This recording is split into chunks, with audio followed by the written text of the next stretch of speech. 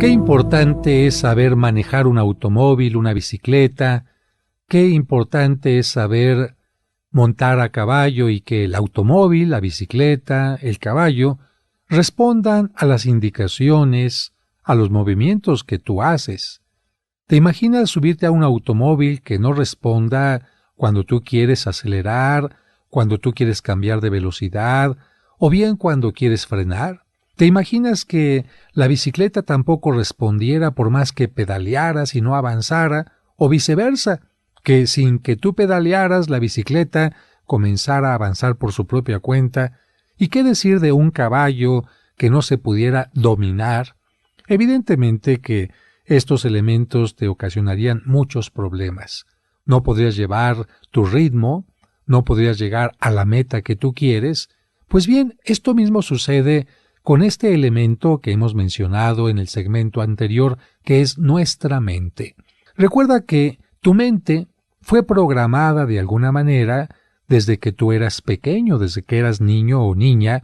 Alguien te fue enseñando a pensar, no solamente a distinguir entre lo correcto y lo incorrecto, lo bueno y lo malo, sino también te fueron enseñando si tú eras importante y valioso o si no lo eras, con frases como hazte a un lado, eres un tonto, no me sirves, no haces las cosas bien.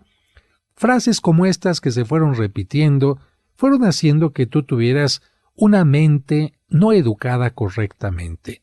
Y ahí es cuando uno tiene que aprender a dominar la mente. No importa qué tanto te haya afectado el comentario, la educación de los mayores en tu infancia, siempre se puede aprender a dominar la mente. Imagínate que un caballo, cuando era pequeño, no lo domesticaron. No por eso no hay posibilidades de que el caballo pueda tener un control en un determinado momento. Claro que se puede. Quizás costará un poco más de trabajo, pero siempre se puede. En el segmento anterior hablábamos de los grandes errores de la mente que pueden ser generalizar. Por ejemplo, cuando una persona se equivoca y dice siempre me tengo que equivocar.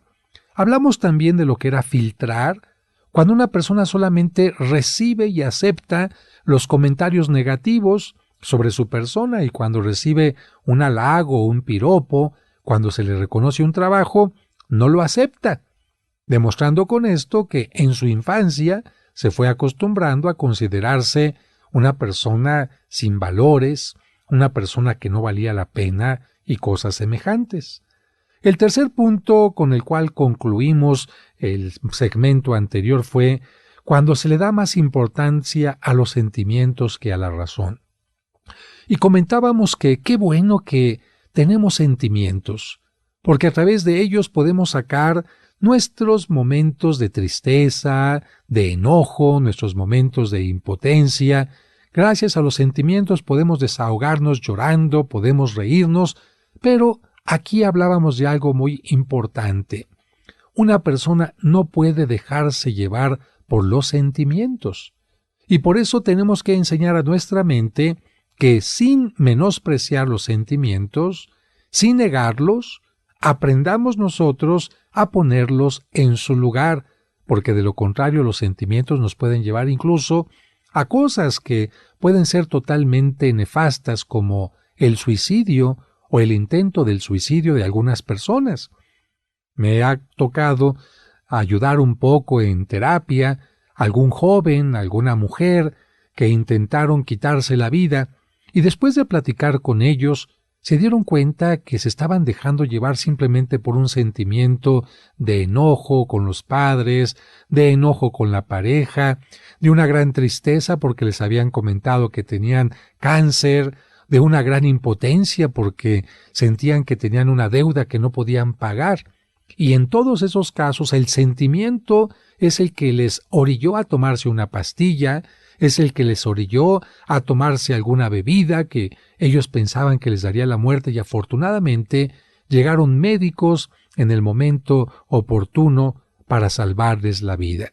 Y ellos mismos, después de reconocer que se dejaron llevar por los sentimientos, están trabajando ahora en cómo no dejarse llevar por ellos, porque pueden llegar a ser totalmente nefastos.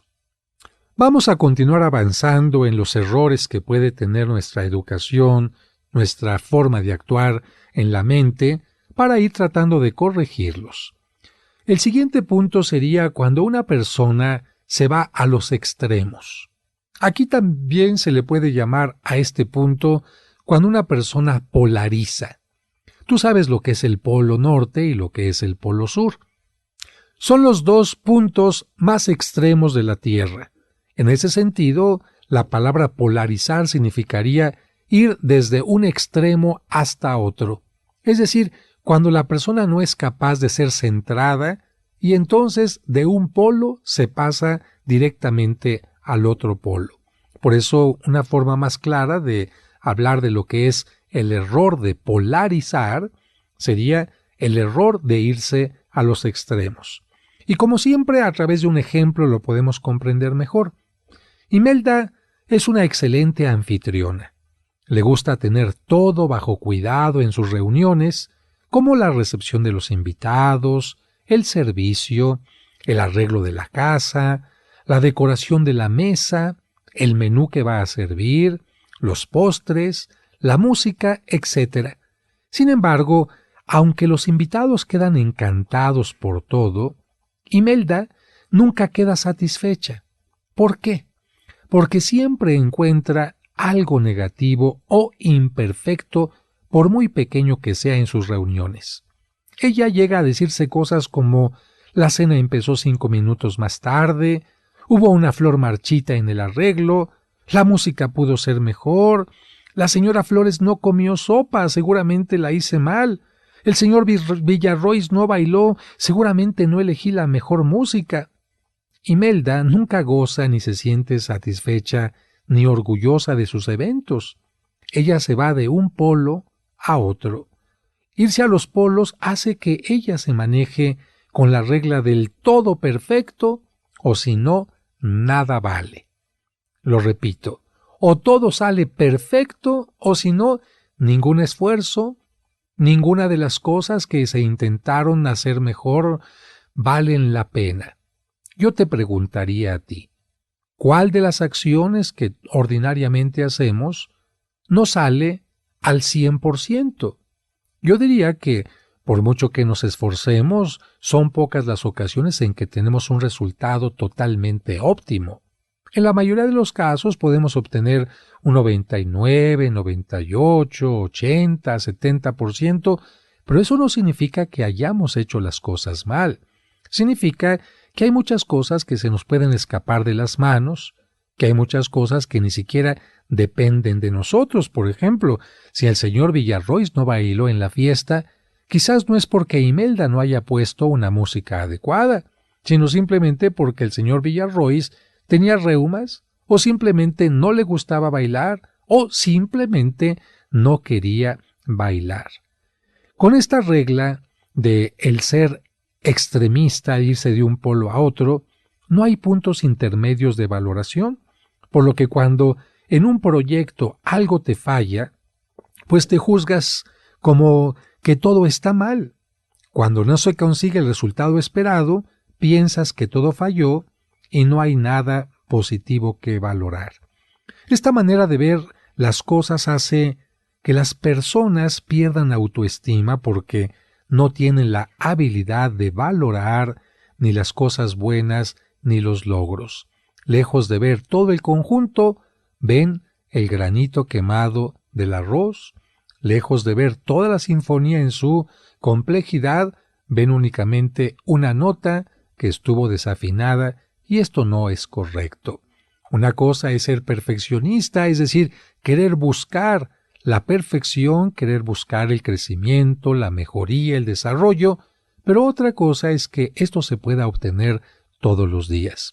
Pero hay una cosa interesante que nos puede ayudar mucho también en esto.